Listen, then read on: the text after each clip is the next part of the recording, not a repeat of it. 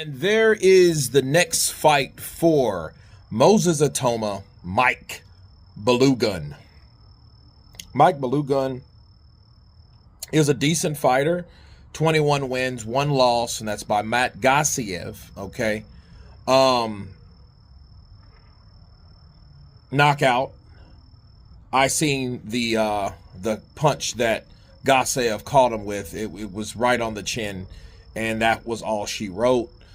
16 by KO. Moses Itauma is 11-0 with 9 KOs.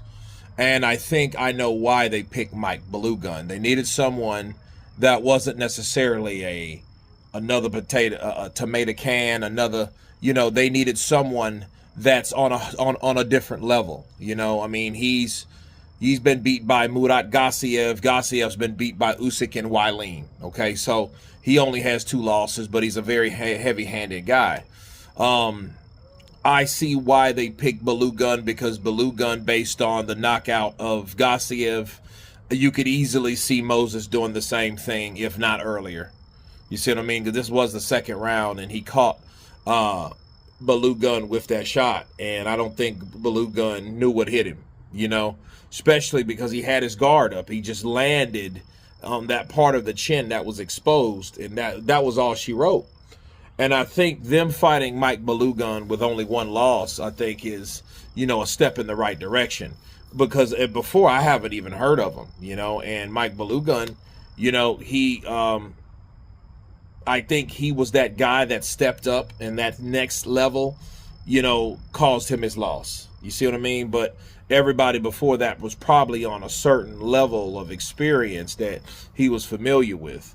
Moses Itauma, I don't think, should be any exception. However, I do look forward to seeing a southpaw versus a southpaw, because they're both stances the same. So I want to know what he does with someone like that. But knowing Moses Itauma,